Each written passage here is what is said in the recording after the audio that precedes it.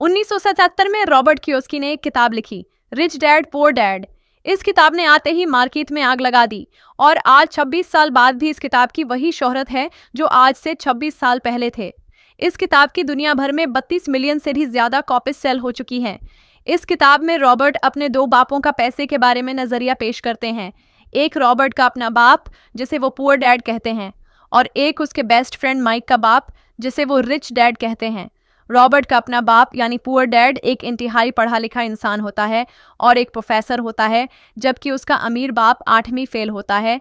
एक दिन रॉबर्ट अपने स्कूल से आते हैं और अपने स्कूल के अमीर बच्चों को देखकर उनके दिल में भी ख्वाहिश पैदा होती है कि मैं भी अमीर बनूं। तो वो अपने गरीब बाप को कहते हैं कि आप मुझे पैसा कमाना सिखाएं। तो वो आगे से कहता है, तुम्हें पैसा कमाना मैं नहीं बल्कि माइक का बाप सिखाएगा। और यहीं से असल कहानी शुरू होती है। रॉबर्ट के अमीर बाप ने जो भी सबक उसको अमीर बनने के लिए सिखाए थे, वही सबक रॉबर्ट आसान अल्फाज में इस किताब में बयान करते हैं। और सबसे पहला सबक ये है, rich don't work for money. अमीर पैसों के लिए काम नहीं करता।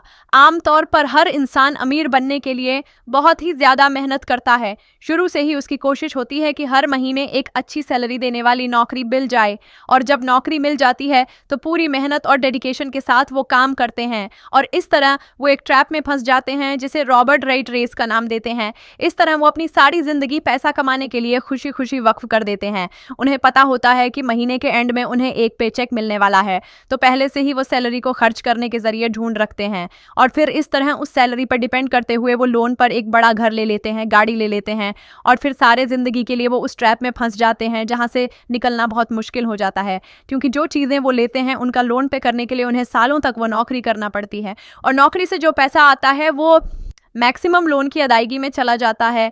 इस तरह वो पूरी ज़िंदगी पैसे के पीछे भागते रहते हैं, जबकि अमीर लोग ऐसा बिल्कुल नहीं करते हैं।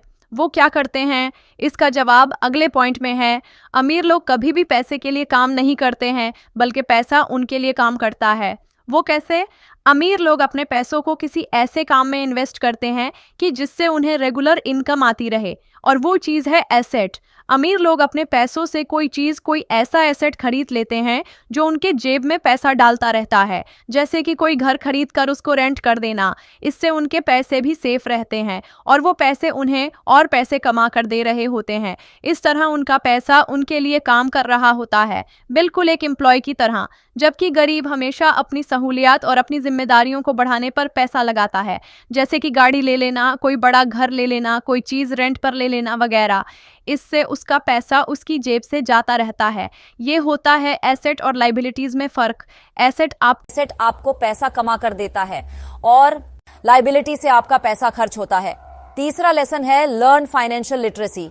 अब पैसों को अपने लिए काम करवाने के लिए आपको नॉलेज तो होना लाजमी है कि पैसे से कैसे काम लेते हैं, क्योंकि स्कूल जहां पर हम अपनी जिंदगी का एक अहम हिस्सा गुजारते हैं, वहां हमें स्कूल से लेकर यूनिवर्सिटी तक सिर्फ और सिर्फ एक एम्प्लॉय के तौर पर काम करना सिखाया जाता है, क्योंकि वहां खुद भी एम्प्लॉयज होते हैं जो आपको अपनी तरह बनाने की कोशिश में होते हैं। स्कूल में हमेशा कभी भी ये नहीं सिखाया जाता कि पैसे को किस तरह इस्तेमाल किया जाता है। इसलिए रॉबर्ट कहते हैं कि अमीर बनने के लिए आपको अपने फाइनेंशियल एजुकेशन को बढ़ाना होगा।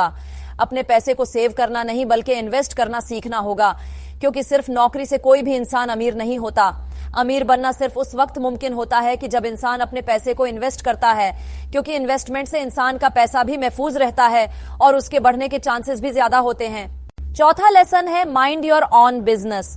इस लेसन में रॉबर्ट लिखते हैं कि मेरे रिच डैड ने यह बताया है कि कोई भी जॉब करने वाला इंसान किसी भी दूसरे काम को शुरू करके अपने इनकम बढ़ा सकता है। इसके लिए जरूरी नहीं कि शुरुआत किसी बड़े लेवल से की जाए, क्योंकि बाज लोगों के पास उतना पैसा नहीं होता। आपकी नौकरी आपका प्रोफेशन होती है, ना कि आपका बिजनेस। आपका बिजनेस वो होगा जो आप खुद शुरू करेंगे। एक मर्तबा मैकडोनल्ड के फाउंडर रिक रॉव MBA के स्टूडेंट्स को लेक्चर दे रहे थे और उन्होंने पूछा कि क्या आपको पता है कि मेरा बिजनेस क्या है? तो उन्होंने कहा कि हाँ, हम सबको पता है कि आपका बिजनेस हैमबर्गर का है। तो उस वक्त वो मुस्कुराए और कहा कि मेरा असल बिजनेस रियल एस्टेट का है। असल में जब भी कोई इंसान मैकडोनल्ड की फ्रेंचाइज खरीदता था तो उसे साथ ही में उस जमीन के पैसे भी देने पड़ते थे, और आज मैकडोनल्ड दुनिया की सबसे बड़ी रियल एस्टेट कंपनी है। रॉबर्ट यही कहते हैं, आज गरीब इंसान हमेशा दूसरों के लिए काम करते हैं, लेकिन अपने लिए कोई भी काम नहीं करता।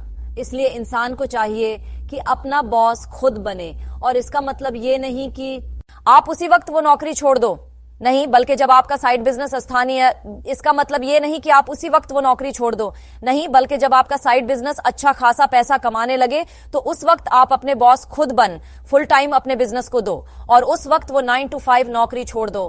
लेसन नंबर 5 है क्वेश्चन थिंग्स। रॉबर्ट कहते हैं कि मेरा गरीब बाप हमेशा कहता था कि अगर मेरे बच्चे ना होते तो आज मैं अमीर होता, मैं वो सब कुछ अफोर्ड कर पाता जो आज मैं अफोर्ड नहीं कर सकता।